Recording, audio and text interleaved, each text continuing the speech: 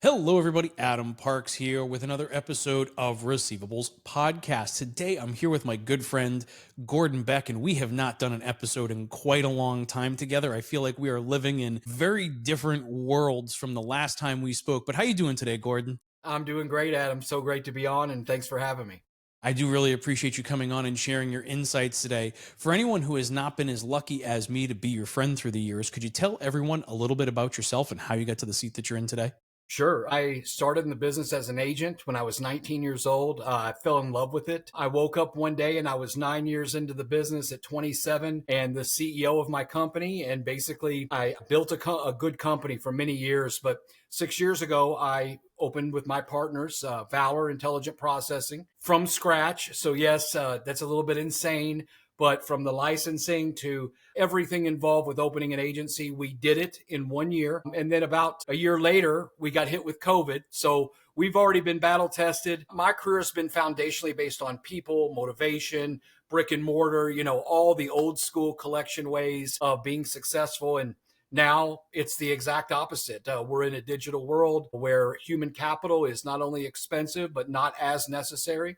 And I still love the business as the first day that I started. So to be able to survive 6 years from building a company from scratch and to be where we are, I wouldn't have it any other way. I love it. Now, Valor has some really specific product expertise. Could you tell everyone a little bit about Valor Intelligent Processing and what it is that you do there? Yeah, so initially Valor was going to be kind of a piggyback from what I knew in my previous life, and that was telecom. That was the game plan and the goal. But, although telecom is a great industry, I realized that doing nothing but telecom would paint me into a corner. Hindsight, that was a great decision because ultimately all of the mergers that have gone and all of the, brands that have come together, it's really lessened the amount of work that's in the telecom industry. So we branched out. We bought some companies. We started getting into municipalities such as tolling. And now we are in not just third party, but heavy in first party as well. So we're doing first party and third party and tolling, telecom and finance. And now we're broadening kind of our horizons. We're not just one niche. We can do it all. That diversification, I think, is wildly important. And that's something that we saw in the TransUnion Debt Collection Industry Report in 2024 was looking at organizations that were heavy into third-party collections and what they've learned about themselves in terms of being able to provide customer service and that more first-party aspect. What a great opportunity to bridge relationships that you already have, deep understanding of a particular product and a consumer that is partnered to that product. But now you've moved into this digital world, and I continue to shout from my podium that debt collection will be an e-commerce focused business in the next 5 to 10 years, if not sooner. But what are you seeing on your side of the world? We talk about digital agencies, but what does that really mean? Well, I think it means staying in business. I think ultimately, when COVID happened and it opened up the borders and the boundaries of where people could recruit and hire, it made it very difficult for brick and mortar to be traditionally brick and mortar and competitive. When I could have my competitors coming into my market and hiring my people for $5 more to work from home, I realized very quickly that I had to, get out the crystal ball and figure this thing out. And, there was other telltale signs. It wasn't just the competition and the price of having, brick and mortar or even now remote work from home agents, but it was also how the customers were behaving.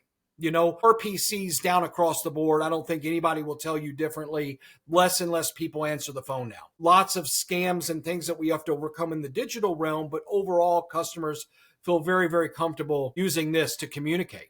We've decided that we would not fight that we would go and do what we had to do to not only survive, but to thrive and to truly become a digital agency from cradle to grave.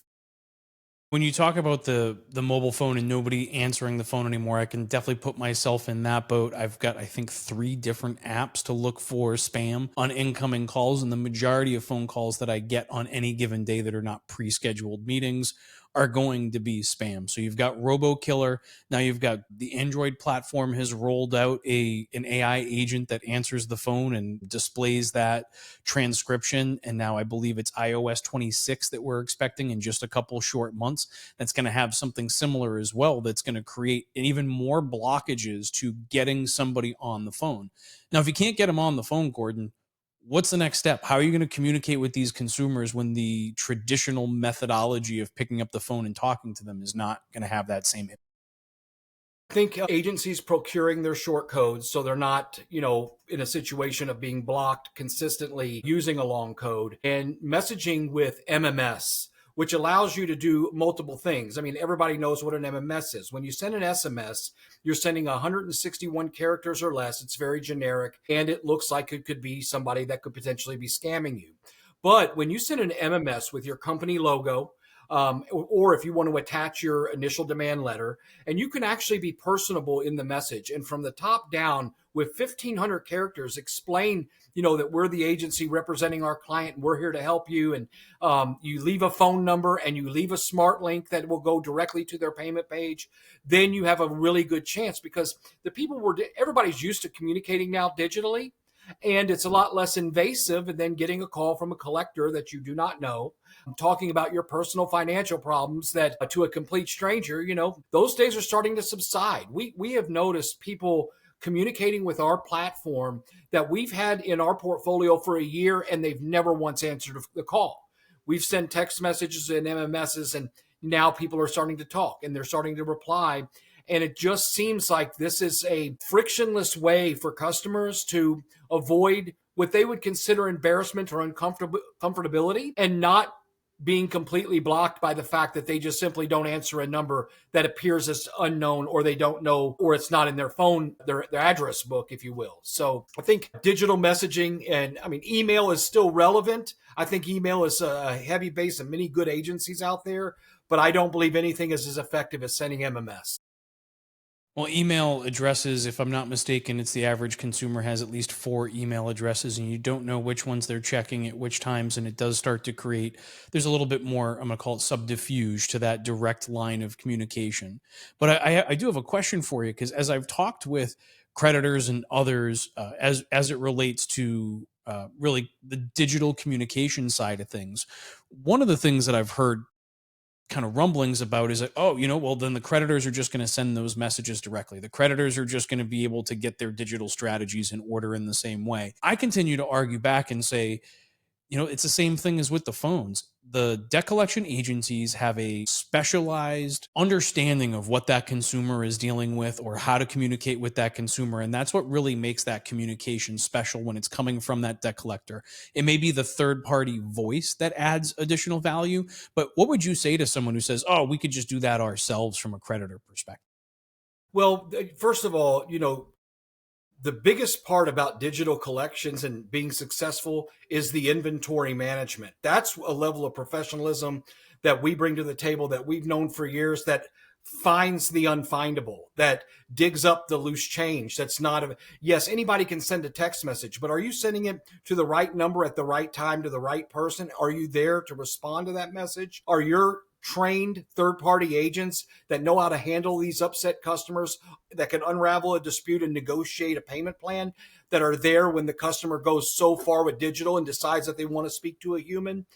Be careful what you wish for. It takes an army to strategize and to know how we're going to tackle a portfolio. My best collector is my executive that handles the strategies for my text messaging. That one gentleman brings in 90% of our money.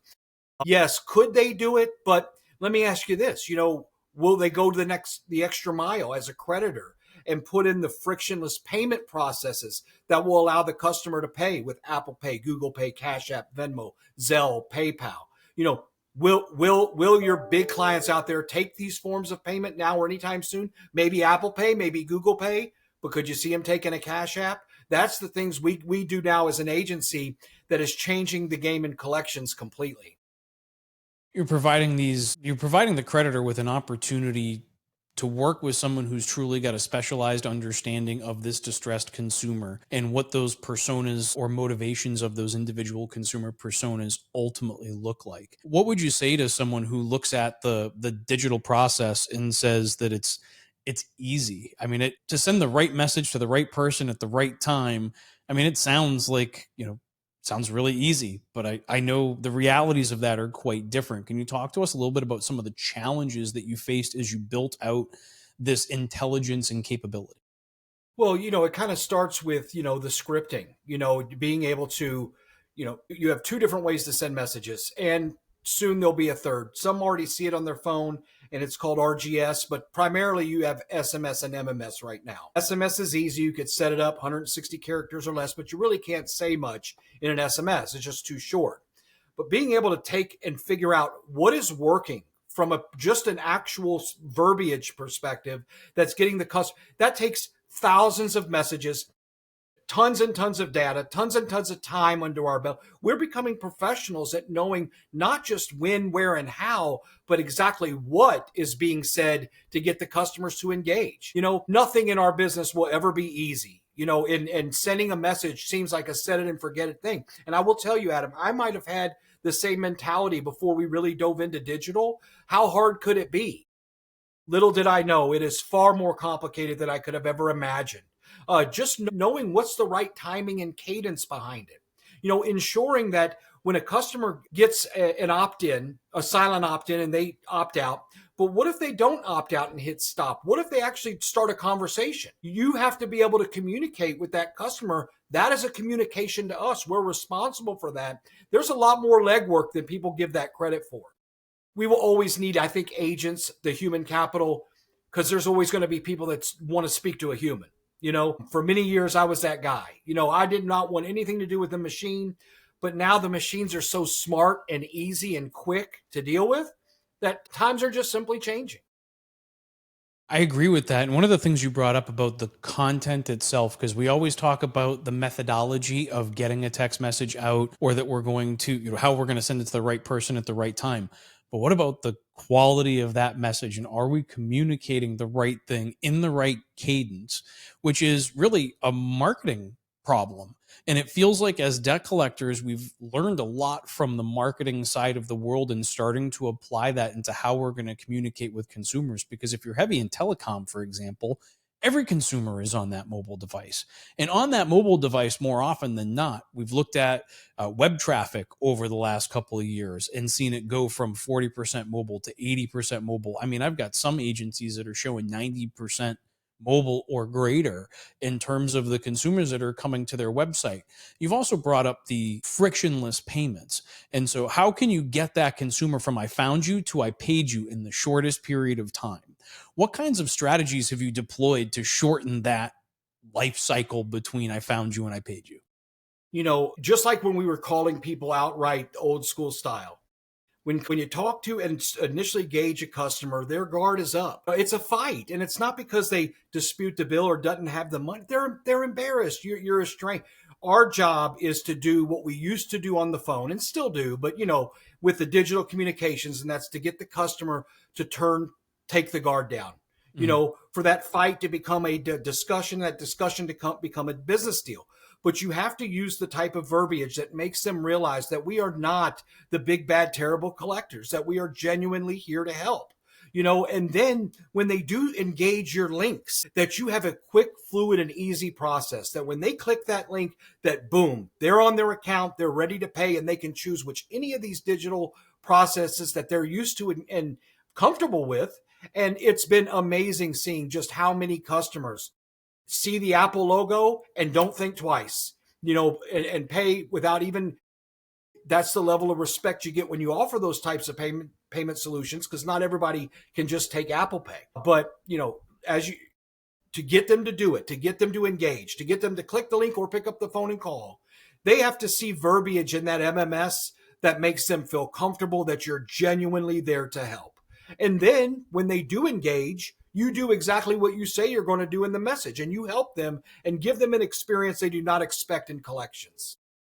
Well, they originated their account. I mean, especially with the types of products that we're talking about here, the telecom products and even the municipalities and tolling.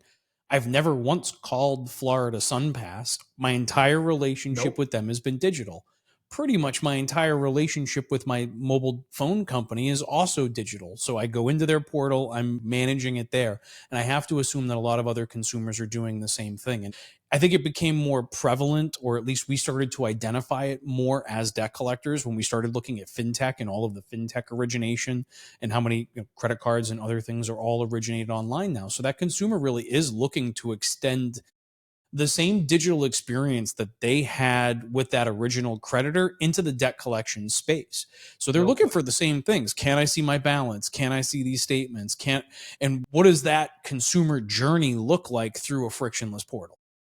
Yeah, I mean it's exactly that. It's giving them exactly that. I mean, we started text messaging just over 2 years ago, but we began with the digital payment options about 18 months ago. 90% of the money we collect as an enterprise is coming digitally. We're never speaking to the customer. So obviously, we've made it so simplistic and so easy that customers are doing it. But you also know that in tolling, you have a lot of perpetual customers. These invoices are coming in monthly for the, and from dealing with SunPass and et cetera.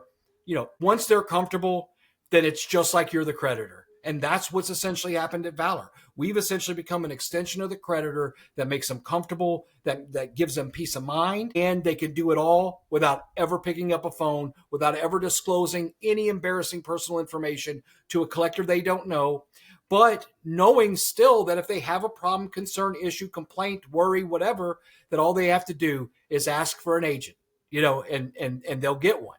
So, so far so good. It's worked out really well. But one thing that we've learned about our portal and how it's just got to be easy.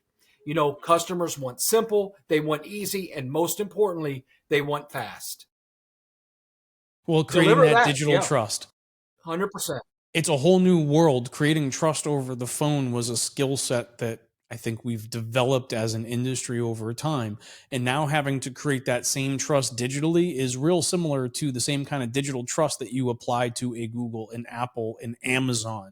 And so, what can we do to start learning from these types of e commerce operations in building our customer journeys and being able to communicate with those consumers? Because if they've gone to the portal, they looked at their balance, they didn't make a payment, now might be the time to be reaching out again. And what does that start to look like as we start building out these more complex journeys for the consumer so that we can get to them at the time and place in which they're most likely to make that payment and reduce after Reg F the number of communications that are outbounding. If we've only got 7 and 7 to communicate, we need to make sure that each and every one of those individual communications is as pinpoint accurate as possible. 100% agree. And time takes time, but the key is data. There's Mhm. so much data that you wouldn't think to look at that you got to look at and uncover and really make decisions, because who is making payments is one thing, but who is making a $10 payment? Who is making 6 months worth of payments? Who's comfortable to set up those payments in advance like that? Who's taking advantage of the settlement? Who's ignoring it outright? Why is that happening? Are you following up on those? I mean, the data is overwhelming and it's going to take a lot of time to really unravel. But what we've noticed is that every client's customers behave a little bit differently. So it's not a set it and forget it on an enterprise level. This is going to be on a client level for sure. And then you can break it down even further on demographics and balance and age and all kinds of things. But my biggest advice for anybody jumping into the digital journey and going to do something very similar to this, where this becomes the primary focus of their how they collect money, is you got to have the amount of bandwidth from a data perspective to analyze it and to make decisions on it. The lessons that we've learned in just a short year and a half but we're learning new things every single day. And eventually I'd like to think that we'll perfect it, and we'll have a really awesome process. But along the way, the data will tell you everything you need to know, from whether or not your timing is right, your verbiage is right, your Mhm. portal is fluid. It tells you what you want to know. You just have to have the wherewithal and the personnel to dig in deep and, you know, put the puzzle together, if you will. I think the consumer is an ever changing target, and I don't know that we'll ever truly perfect it, but I think we'll perfect the criteria by which to make these decisions and by which to measure these types of challenges. And that criteria will continue to evolve as well. But the more that we can understand how to make the right decisions or how to draw conclusions from the data sets, I think it puts us in a better position. Now, one of the other things that you had talked about was really the coupling with the individuals, right? Sometimes they want to talk to an agent on the phone, but 88% of companies are having trouble hiring, 81% are having trouble retaining the people that they are able to hire. So we've talked about, through my podcast, we've talked a lot about really remote work, and we've talked a lot about BPO services. But that's kind of a challenge when you're working directly for the creditors. You kind of got to own that part of the world. Talk to me about how you've addressed having those live agents on the phone and available to be able to address consumer concerns when they get someone who's a little more old school or has questions and wants to address it over the phone. Based on the unit yield and the type of work that we do, we had to go offshore. That was a goal of ours 3 years ago. We made it come true about 24 months ago. We purchased a couple companies, one in South Africa, one in Cape Town, and one in Pampanga, Philippines. And we've had a great deal of success because we could basically, it's like 1 to 7 US agents to what we're seeing over there. And that gives us the ability to where we can put them on outbound, for example, easily handling the inbound and do it in an affordable manner. You don't want the expectation from a performance perspective to be any different than what we see each and every day and have seen in the US. But the truth of the matter is, whether it's in South Africa and there's somewhat of a heavy accent, or in the Philippines where it is their second language, the customers that we're dealing with, they recognize this is somebody in another country. Having and teaching them, our culture and our ways of communicating with customers in a more candid fashion is something that we're doing every day to try to make it to where that experience is not that way for customers, and that they would pay and trust to pay our agents overseas just as much as they would. It's always going to be a work in progress, but from an affordability perspective, when you're doing a lot of your heavy lifting with digital, you want a solid staff to handle all of the ones that don't, or either don't feel comfortable. What you're going to see is people, for example, they try to make a $1 payment, and it says you need to call into the office, right? Mhm. You're going to have that just simply by that default on your setup. And that's just an example. But, the way we found to be able to do both is by being able to have a good contingency in offshore that is affordable, well trained, disciplined. We've had a great, huge amount of success in teaching them how to do it our way, and seeing them from where we were 2 years ago to now. It's just night and day. Now I'd put some of our offshore agents up against any of our very best US agents without even batting an eye, but it wasn't always that way. No, But I just think if you look back over, the last whatever 20 years, I think that BPO kind of got a bad rap during COVID. It really picked up significantly, and now the expectations have changed dramatically to where when I look at an offshore operation versus an onshore operation, I measure them the same way.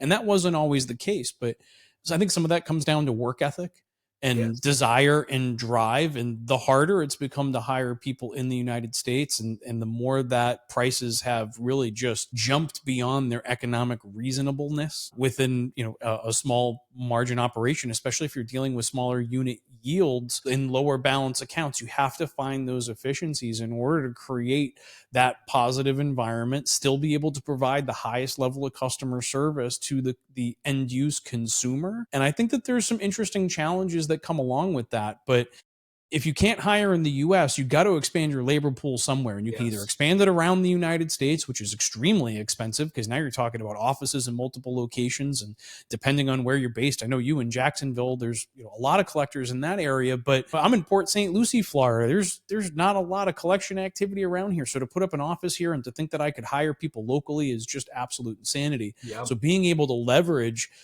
other labor pools and to be able to build on that, because the skill sets have increased pretty dramatically, and like we said, you can kind of hold people accountable to those higher levels of performance than you ever could before. I don't know what happened during COVID, but I felt that lift during that time period, and I think others have too. Was that your experience? Yeah, I think so. I think that, but I can't really put a finger on the exact reason why, Me either. But I could tell you this, and that's just looking to the future, right? In our conversation, we talked, really unknowingly about the journey that we've taken so far and how we got there. But I think that that's the one missing piece of the puzzle is, you know, you have US based agents, you have your offshore agents, but what about the AI agents now? Are they Mhm. going to be the missing piece? Is that what it's going to take to be completely digital? You've got the digital communication piece, you got the digital payment platform where you're taking all the modern payments. But if they're calling in and we have our offshore reps taking these calls and we have a bunch of agents offshore, even though it's far cheaper than the US, there's still a significant expense with volume in doing that. Having a knowledgeable where this technology can answer maybe 90 to 95% of the customer's questions and sound just like me and you sound right now talking to each other. I think that that's the missing piece, Adam. I think that is the piece that you talked about. E-commerce 5 years, it may be the end of this business as we know it, but it could be a very exciting new way of doing it. But I think, it'd be ill prepared not to prepare for what could be coming in that regard, because some of the technologies I've seen from experts in our industry that are creating these products, I'm blown away by what I've heard and seen so far. I think debt collection will continue to evolve. I believe that the AI agents will help to close some of the gaps that exist today, but I don't ever think it's going to be a fully automated process. I think there's always going to be the person who yells operator, operator, Yeah, operator, right into always. the phone, and they're looking for that live interaction with somebody because their questions go beyond it. Now, we could talk about we could go way down the AI rabbit hole here and talk about it from that perspective, but I always look at it like this. The creditors are always trying to improve, but their focal point as a business is always on new originations, lending money, and servicing those accounts. I think that debt collection continues to be a byproduct of that business, and I don't know that it ever becomes fully engaged directly from the creditors. I think that that specialization of the technology, of the processes and strategies, and of those specially trained people to be able to actively work those accounts and provide that level of customer service, because debt collection has, as much as it's becoming an e-commerce business, it's also becoming a customer service focused business. And we can see that in the expectations that the creditors have of their vendors these days, because a CSAT score and the bottom line dollar performance of an agency, it used to be all performance, and then it was, compliance over performance, and now it's customer satisfaction above all. And I Above think all. that balance between those three areas has been difficult for some organizations, but I do think that's what the future of the debt collection industry looks like. No question. I've been approaching the industry that way for years simply because I always believed that, the positive approach to collecting debt was the right way. It was the most effective way. But now more than ever, when you do see clients asking, to see your internal scores like a CSAT score, we're doing plenty of customer service, sales, retention, way beyond third party collections. But third party collections is fundamentally trained by the people in our organization that know and train customer service. It's all about building rapport with the customer, making them feel the trust is there, and then following up and giving them an experience that mirrors that initial communication and that initial impression. It is 1,000,000% a customer service business, and those that take that approach will do far better. The days of caveman collections are so long gone. It's all about you know brand reputation, brand image. We have clients that will literally tell us, we do not care about collecting the money. Just don't get us a lawsuit. Don't get us a complaint. And I believe in that. I've always believed in the positive approach to collections will always win the day. And to see it come full circle now and to be foundationally what almost all of our clients are looking for, it goes to show that all along those and many agencies, not just me, not just people, many agencies took the approach of customer service first, customer experience above all else. The money will come. I think it was the right approach because here we are and nothing's more important. Nothing. I think the creditors have seen that for some time. I think they want to be able to revive those consumers into being, paying customers again. And in the days of just collect it and forget about that and write that person off forever, I think are over, especially when it comes to what's called subprime lending or those commoditized type services that every consumer depends on, their mobile phone, their ability to go through a toll, and all of those types of things. It's not just about lending anymore. I think a lot of businesses are lending as a byproduct of their ability to sell their generalized products. And that creates these new challenges, but also new opportunities for the debt collection industry to educate those that are lending or inadvertently lending into how to provide that level of customer service with a distressed consumer. It's amazing that you're saying that because we're working on a couple of programs without being too specific, which is basically like a resell. We're Mhm. trying to recover the balance and then resell them back to Get them back said on. platform. You would have never seen that 10 or 15 years ago. The truth is, the growth of these organizations, when they have the write off and it goes to collections, to them it's all about net new. Who can we bring back, who can we keep? The competition is wild in the telecom arena. 20 years ago, Adam, there was a company, I believe the name of it was Lightbridge, where it was not like a credit bureau, but it was a way where they would be able to communicate with each other and determine if you owed a bill to the other company and then making them pay that before. Now they don't, not only do they not care if you owe somebody else, but they'll take your number and run with it, whether you pay them or not, and give Mhm. you 5 lines. It's vicious cycle, vicious circle, but the opportunity now, there are opportunities beyond collections to do value add services for our clients that do go into retention and sales. And we're already starting to see it. Either retaining the customer or getting them back is paramount. And you're going to see more and more of that, I think, as the clients become comfortable with it and it becomes kind of a way of life in our business. The cost of acquiring a new customer is one of the greatest costs of any business, especially if you're dealing with something that's got lower margins or a lower balance level. So it's something that we just have to consider going forward. Yeah, it is. We should be able to use our platform to do many other things. We can capitalize our skill set and what we know and what we've learned about the customer. I've always thought that, the additional services, what else can we add? What can we do? And people have gotten really creative along the way. I mean, there were some agencies that built out financial institutions to offer loans to the customer to be able to pay their debt, and they get it on both ends, and that was, early on. I knew a few agencies that had done that and are still doing that today. But we have, we do have a special skill set in this business, in this industry, that can go far beyond just collecting a bill, and there's services that we can offer and things that we're willing to render that could help our clients in a major way. So I agree with you that if I'm a sales guy in this business, and I guess I am by default, I'm selling all the other things that we can do to our existing clients and Mhm. taking it to market with new clients, because we can certainly do a lot more, like I said, than just, hand out a smart link or answer a phone call. I agree with that. Gordon, I absolutely enjoy every conversation that I have with you. Your insights are just so spot on, especially for where we are as an industry right now. Any final words for our audience? My only final thing is, I'm the last person in the world. If anybody that knows me in this industry, I have always been about people. I have Mhm. always been about what we can do with brute force and brick and mortar. But, you know, opening and starting my own collection agency for scratch and then learning that it's about survival and success and not to necessarily fight where everything's going, but to learn it and understand it. My advice would be, don't fight against what's happening. What's happening is real. It's a digital world. Customers want digital and easy ways to communicate. They want easy ways to pay, and I'm sold. I'm sold on the future. And, it's going to be fun to watch as my colleagues in the industry continue to go that route too. Where are we going to be in 5 years, 10 years? Get out your popcorn. It's going to be fun to watch.